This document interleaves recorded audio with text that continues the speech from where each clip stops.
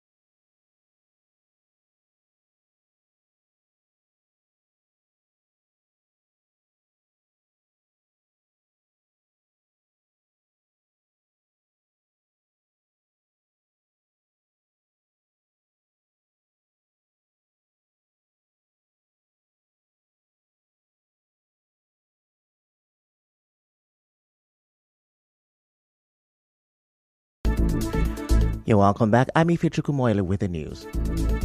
Now, some stakeholders have been speaking on steps to take before the resumption of oil production in Ogoniland. It followed a closed-door meeting in Abuja with Ogoni leaders on Tuesday, where President Bola Tinubu ordered the National Security Advisor to liaise with the critical stakeholders and ensure the resumption of oil production in Ogoniland. Speaking with correspondent Siobi Oruware, an environmental rights activist, Chima Williams, said all parties involved in the resumption must be transparent and open to the people.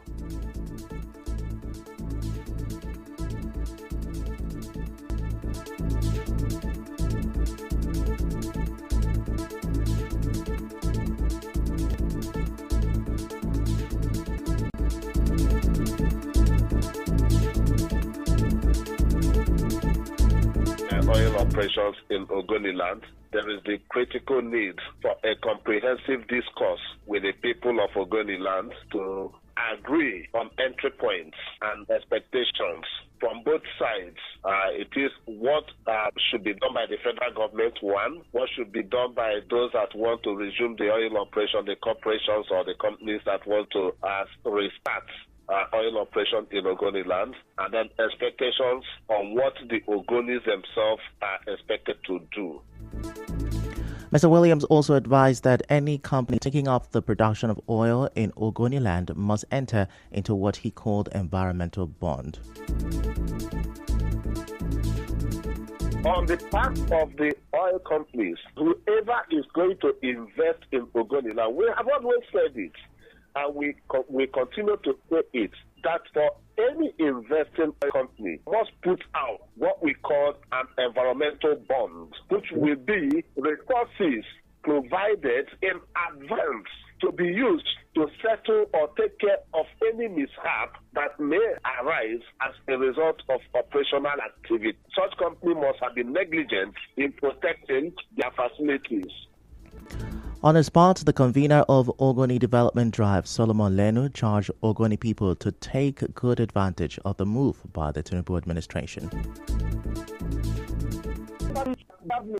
At least I feel as a person that it is time that we come back to the negotiation table, because the Ogonis remains the people who are losing the most because of lack of economic activities in Ogoniland. As we speak today, there are no pipelines in Ogoni soil. During the crisis, all pipelines were evacuated. So even if the Ogonis agree today to say, okay, let us start oil production, it's still going to take an 3 years or more before the actual activity of exploring oil will take place. Mr. Lenu spoke further on his concerns and fears.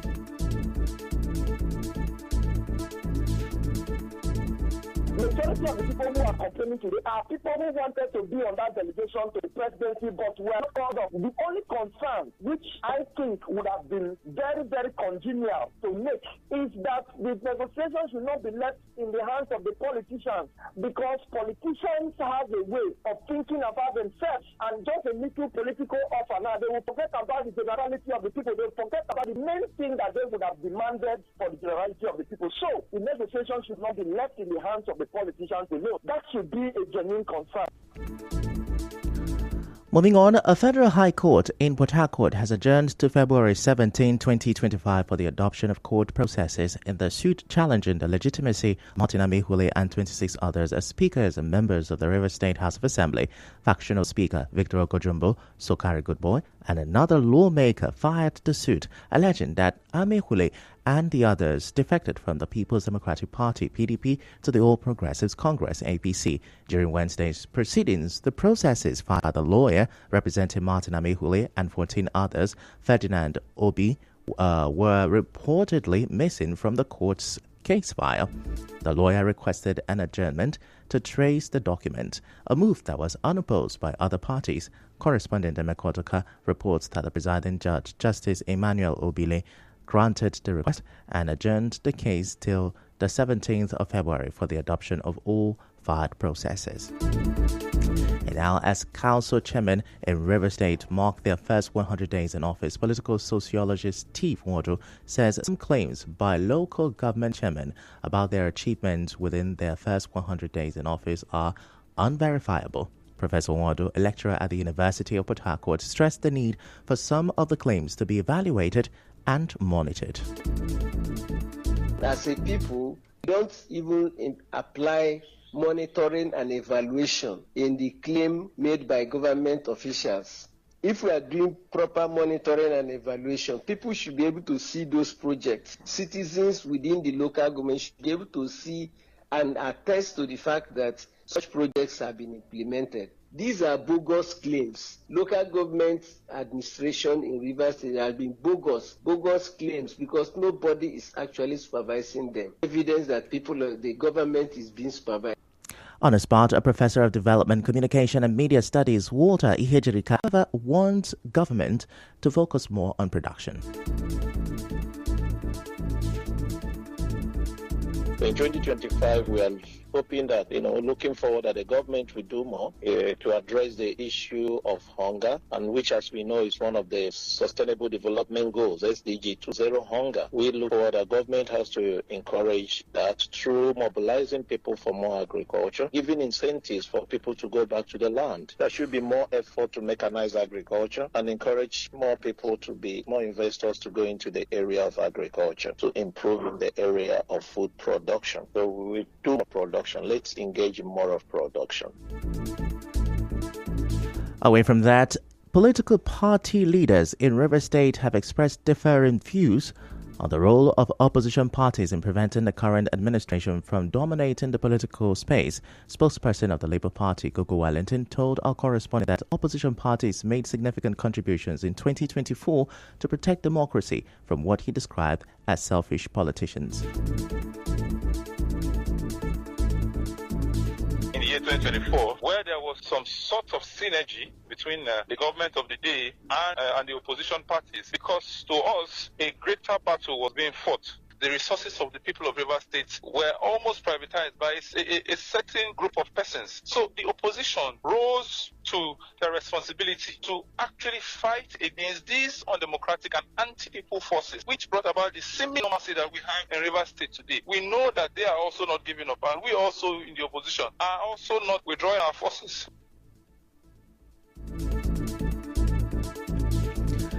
Mr. Wellington assured that this year, opposition parties would intensify efforts to demand more dividends of democracy from the government. Similarly, the chairman of Social Democratic Party, Solsuema Osaro, said opposition parties have played a major role in strengthening democracy in the state.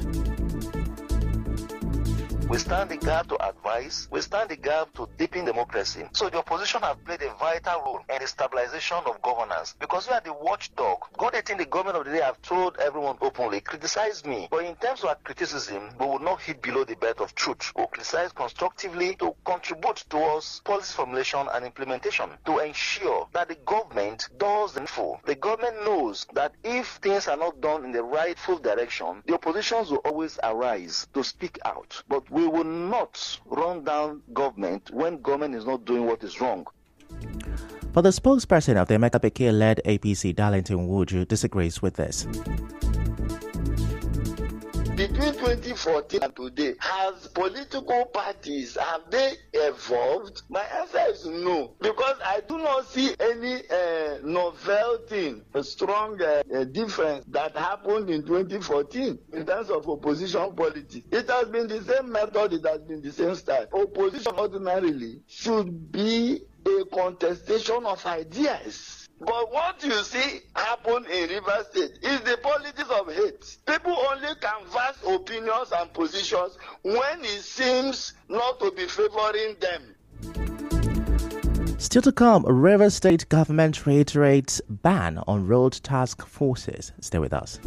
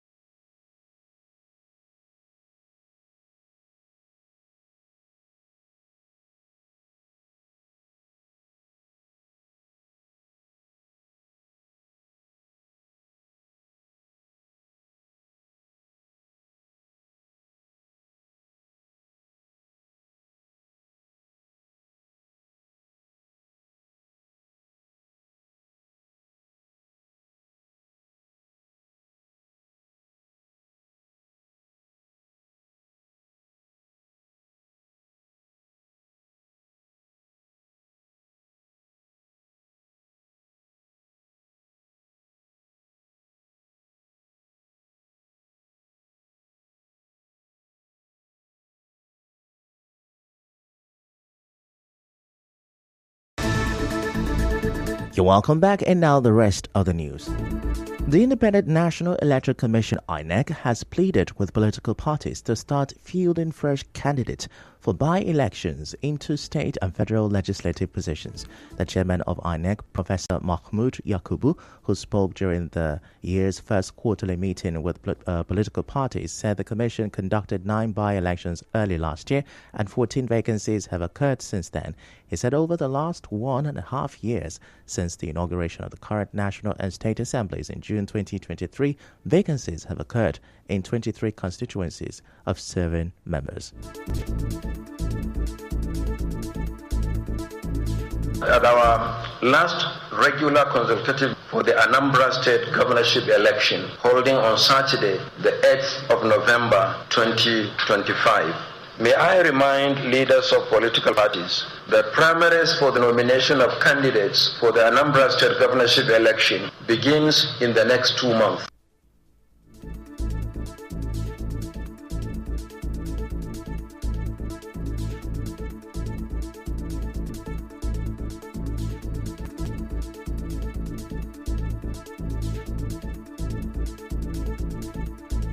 In another development, the Rivers State Commissioner for Transport, Collins Onuwa, has condemned the return of fraudulent individuals posing as members of road decongestion task forces and other road-related committees. In a statement by his press secretary, Promise Chimenem Amadi, Prince Onuwa reiterated that the ban on road decongestion task forces remains in place.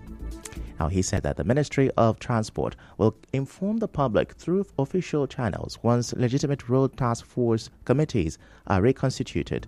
The commissioner also urged security agencies to arrest and prosecute anyone caught parading as members of a road task force.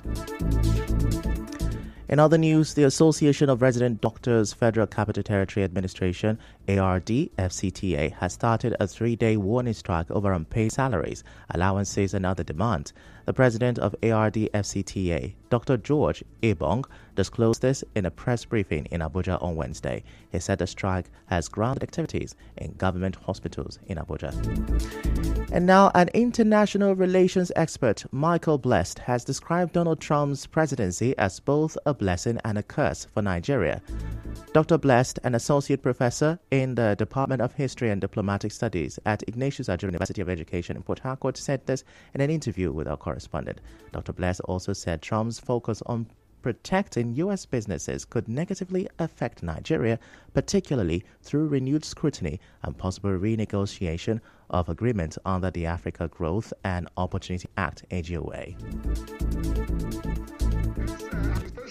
And the policy of America First may make Nigeria to face renewed scrutiny under Trump's economic agenda, particularly if his administration seeks to renegotiate trade agreements that could be of disadvantage, especially to African exporters. The African Growth and Opportunity Act, that's the AGOA, which provides Nigerian exporters with duty-free access to the U.S. market, may actually have an effect on the economy of Nigerian.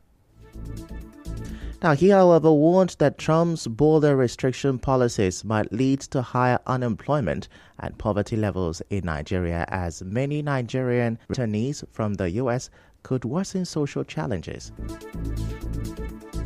The burden of security challenges in the U.S. may reduce, and then that will have a counter effect on Nigeria because the returnees, most of them have encountered serious security issues. Most of them that are coming may be unemployed. Most of them that are coming back may be frustrated and also have psychological effects. They may likely go into drugs or into other criminal activities that may jeopardize the security situation in Nigeria. Those returnees may also increase the poverty level in Nigeria. We go on a short break. When we come back, we'll wrap up the news. Enforcing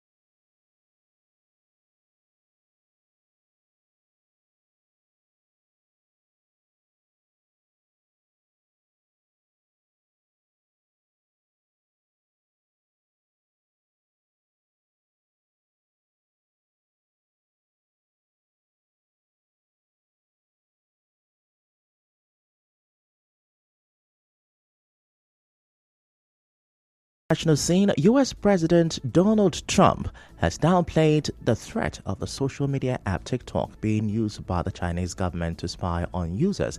He says the app will stay around and that other products made in China could just as easily be used for spying.